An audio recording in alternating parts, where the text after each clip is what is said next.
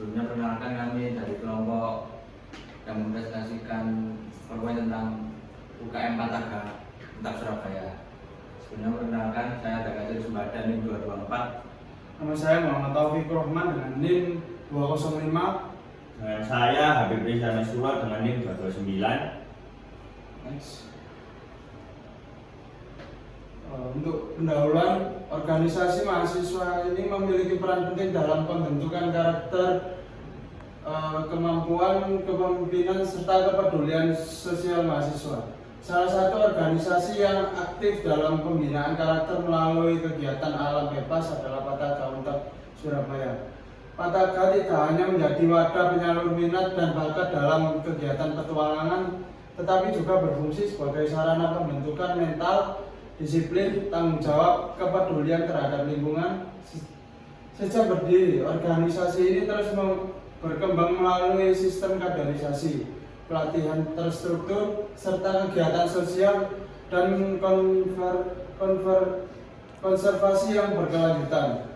Melalui makalah ini, penulis membahas profil organisasi Pataga, analisis perilaku organisasi, budaya kerja, faktor internal dan eksternal organisasi, serta penerapan berbagai model kepemimpinan yang mendukung keberlangsungan dan eksistensi Pataga sebagai organisasi pencinta alam yang unggul dan berkarakter.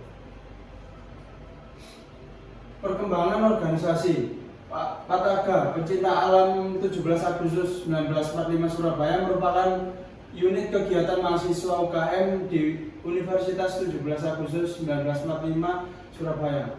Awalnya organisasi ini bernama Mapala 45 yang berdiri sekitar tahun 1979. Pada masa awal, kegiatan Mapala 45 belum memiliki struktur dan pedoman organisasi yang jelas. Kegiatan pertama yang tercatat adalah camping di Wana Wisata Kaki Bodo, Tretes dan Susur Pantai tahun 1985 sampai 1987. Kepengurusan pertama mulai aktif dengan Rama Hatta sebagai ketua. Kemudian pada 12 Maret 1988, Pataga resmi membentuk kepengurusan sah dan Sumargono dari Fakultas Teknik terpilih sebagai ketua umum pertama. Tanggal 18 Juni 1988 disahkan secara resmi oleh pembantu rektor 3 Dr. Andes Esi Igemade Darmana, dan tanggal ini ditetapkan sebagai Disnatalis Pataga Surabaya. Pada tahun 1989, Pataga sempat mengalami krisis keorganisasian, tetapi berhasil bangkit kembali setelah periode 1990 sampai 1991 dengan dukungan pihak rektorat dan para pembina, sehingga saat ini UKM Pataga resmi berdiri kokoh dengan kepengurusan periode 2025 sampai 2026 yang diketuai oleh Priangga Surya Maulana dan pembina Katarolina Arista. Next. Oke, selanjutnya yaitu struktur organisasi. Untuk struktur organisasi Pataga Surabaya itu yang paling atas atau paling tinggi yaitu rapat anggota, lalu ketua umum yang setara dengan dewan penasehat, yaitu diturunkan dengan sekretaris umum dan bendahara umum. Lalu ada 3 yaitu kepala bidang 1, kepala bidang 2, dan litbang. Untuk kepala bidang 1 yaitu Kadif Pendakian, Kadif Dayung, Kadif Susur Goa, dan Kadif Panjat Tebing. Untuk kepala bidang 2 yaitu si perlengkapan dan si kubdo. Untuk keterangan sendiri yaitu garis koordinasi dan garis komando. Untuk ketua umum bertanggung jawab atas seluruh kegiatan dan arah organisasi. Sekretaris yaitu mengatur administrasi, surat menyurat, dan dokumentasi kegiatan. Pimpinan bendahara yaitu mengelola keuangan dan pengeluaran organisasi. Keempat, Kabid 1 dan 2 mengatur kegiatan lapangan, pelatihan, dan rekrutmen anggota. Yang kelima yaitu litbang menyusun dan meneliti program pengembangan organisasi. Yang keenam yaitu divisi operasional, yaitu melaksanakan kegiatan sesuai bidang, yaitu pendakian, panjat, gua, dayung, dan konservasi. Untuk Pubdekdok yaitu bertanggung jawab atas publikasi, pelatihan, dan dokumentasi. Bagan tersebut menunjukkan struktur organisasi lini staf, yaitu perpaduan antara struktur lini atau lain yang bersifat hierarkis dengan unsur staf sebagai penasihat atau pendukung teknis. Visi dan misi yaitu visinya yaitu menjadi wadah pembinaan mental, fisik, dan pengetahuan mahasiswa untuk Surabaya melalui kegiatan alam bebas untuk mencetak generasi tangguh, berjiwa sosial dan cinta lingkungan. Untuk misi yaitu pertama mengembangkan mental dan fisik anggota agar mencintai alam dan bangsanya. Yang kedua membina anggota dan berorganisasi dan tanggung jawab sosial. Ketiga yaitu menyalurkan minat dan bakat dan kegiatan yaitu olahraga alam bebas, penalaran dan ilmu pengetahuan dan kegiatan sosial serta konservasi. Selanjutnya identifikasi faktor internal dan eksternal. Yang pertama faktor internal yaitu kekuatan, yaitu ada 5: satu sejarah dan eksistensi organisasi yang kuat, 2 kaderisasi dan pelatihan diklat struktur, 3 anggota aktif serta memiliki keahlian teknis, 4 nilai dan budaya organisasi yang kuat, 5 struktur organisasi yang jelas. Untuk kelemahan yakni ada 4. Yang pertama ketergantungan pada dukungan kampus dan sumber daya yang terbatas. Yang kedua regenerasi SDM yang fluktuatif. Yang ketiga operasional kegiatan kompleks dan memakan banyak waktu. Yang keempat dokumentasi dan SOP belum sepenuhnya modern atau terintegrasi.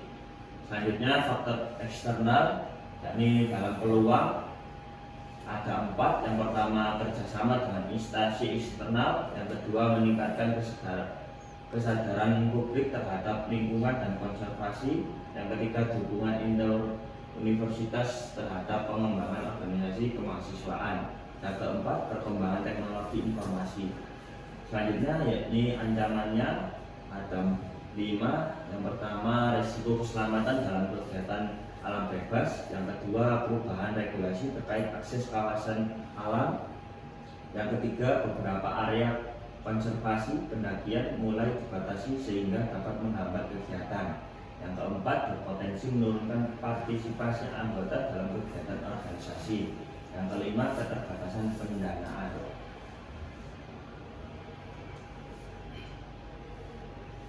Selanjutnya yakni analisis budaya kerja dan budaya organisasi. Yang pertama budaya kerja. Ciri khas budaya kerja Pataka antara lain yakni kerja tim sebagai dasar utama. Semua kegiatan seperti pendakian, ekspedisi dan juga dilakukan secara kolektif, mengajarkan kolaborasi dan tanggung jawab bersama. Selanjutnya kedisiplinan dan ketepatan waktu. Ini anggota dilatih taat pada jadwal aturan dan institusi lapangan. Hal ini menumbuhkan ketepatan dan kesiapsiagaan dalam bertindak. Kedua budaya organisasi, yakni budaya organisasi Pataka terbentuk dari nilai-nilai dasar yang terus dijaga sejak awal berdirinya. Hierarki dan kepemimpinan kaderisasi, yaitu setiap generasi memiliki tanggung jawab menurunkan ilmu dan nilai kepada anggota baru. Sistem diklat menjadi simbol transmisi budaya organisasi dari senior ke junior. Selanjutnya kekeluargaan dan solidaritas tinggi.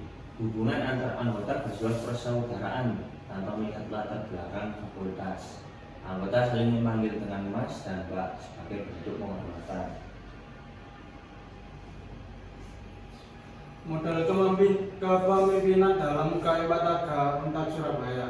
1. Kepemimpinan otoriter yang digunakan dalam kegiatan lapangan seperti diklat, pendakian, dan operasi SAR, di mana pemimpin harus mengambil keputusan cepat dan menegakkan disiplin demi keselamatan tim. Yang kedua, kepemimpinan karismatik.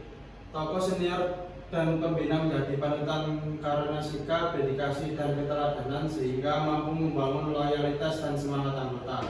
Yang ketiga, kepemimpinan situasional. Gaya kepemimpinan ini disesuaikan dengan kondisi anggota dan situasi. Pada tahap dasar, anggota dibina dengan ketegasan, namun setelah mandiri diberikan lebih banyak kepercayaan. Untuk kesimpulan sendiri yaitu UKM Pataka Surabaya merupakan organisasi pecinta alam yang berfokus pada pembinaan karakter, fisik, dan kepemimpinan mahasiswa melalui kegiatan alam bebas, sosial, dan konservasi. Dengan sejarah dan budaya organisasi yang kuat, Pataka mampu menciptakan anggota yang disiplin, tangguh, berjiwa sosial, dan peduli lingkungan.